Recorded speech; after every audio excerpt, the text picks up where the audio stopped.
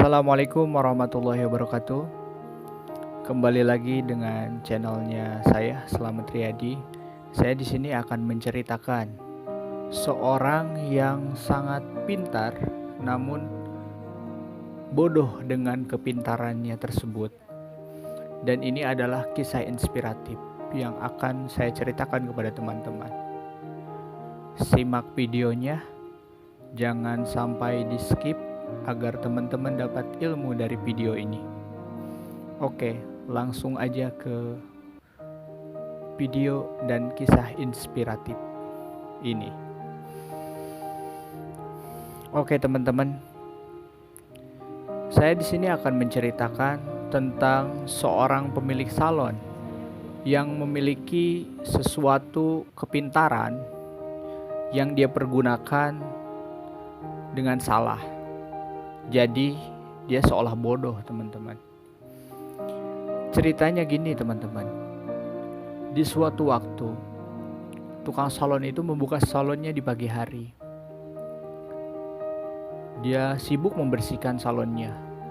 Tak lama, datang seorang pengusahawan besar yang ingin bersalon di dalam salon miliknya. Selanjutnya, sambil melayani pengusahawan tersebut, si pemilik salon ini berbicara dan mengobrol mengenai hidup. Sungguhlah pengusahawan ini sangat senang sekali mengobrol dengan seorang pemilik salon tersebut.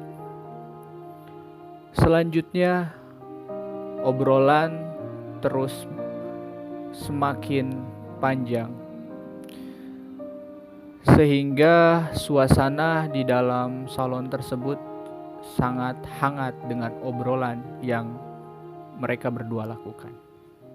Tak lama kemudian, ada seorang anak kecil yang melewati salon tersebut. Anak kecil tersebut adalah seorang yang selalu memunguti sampah di jalan. Dia adalah seorang miskin yang sangat rajin dalam mencari nafkah untuk keluarganya. Tak lama itu, ketika seorang anak kecil tersebut melewati salon tersebut, si pemilik salon memanggilnya, seraya mengatakan kepada sang pengusahawan tersebut, "Pak, apakah Bapak melihat anak kecil yang ada di ujung jalan sana?" Kata si pemilik salon.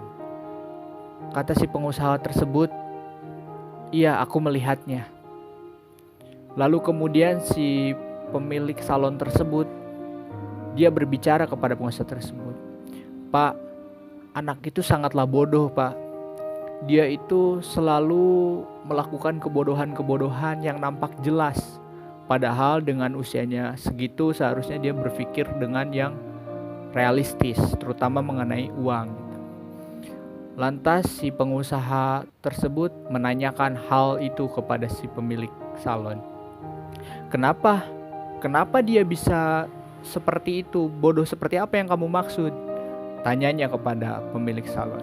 Lalu si pemilik salon itu menjelaskan tentang apa yang terjadi dan selalu terjadi setiap hari yang dia lakukan kepada anak tersebut. Dia menceritakan bahwa anak tersebut selalu bertindak bodoh. Lalu pengusaha tersebut bertanya kembali, "Maksudnya apa?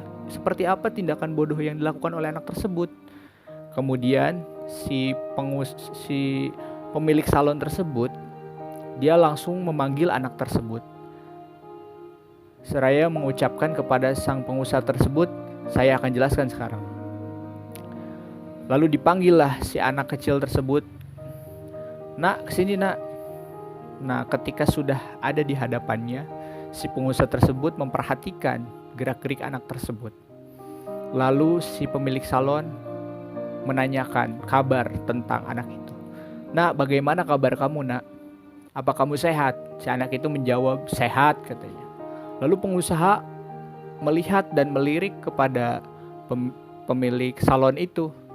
"Maksud kamu apa? Mana bodohnya?" gitu. Dia dengan baik menjawab semua pertanyaanmu.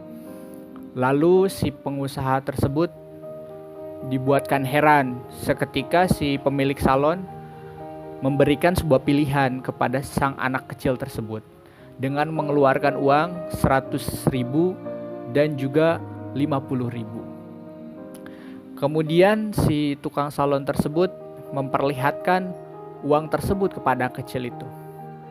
Di tangan kanan saya ada uang 100.000, di tangan kiri saya ada uang 50.000. Nak, manakah yang kamu akan ambil?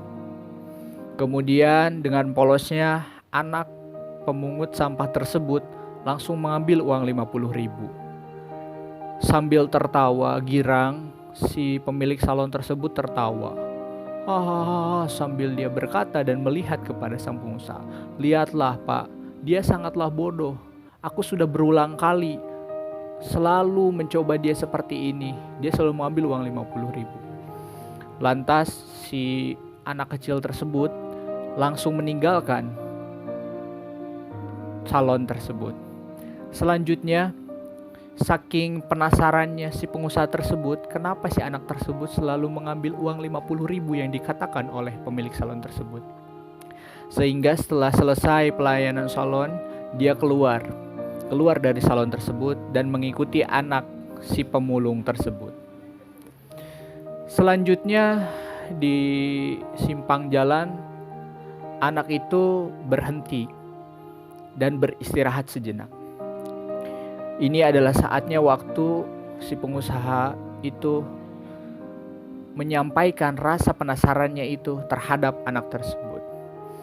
Lalu anak tersebut diberikan pertanyaan oleh pengusaha itu. Nak, maaf aku mengganggu dirimu yang sedang istirahat. Aku hanya menanyakan satu hal, nak. Kenapa kamu menolak uang yang diberikan oleh pemilik salon tadi dengan pecahan yang lebih besar, nak? Anak itu diam saja merenung, tidak langsung menjawab pengusaha tersebut. Dia hanya diam saja. Setelah itu si pengusaha tersebut, nak, apakah kamu memiliki kekurangan dalam berpikir, nak? Atau apa sejenis yang kamu miliki ini adalah kekurangan dari lahir, nak? Lalu si anak tersebut tersenyum. Pak, bolehkah aku menjawab semua pertanyaanmu? Seraya anak itu berbalik dan menjawab semua pertanyaan si bapak pengusaha tersebut. Si anak itu dengan santai menjelaskan kepada bapak itu.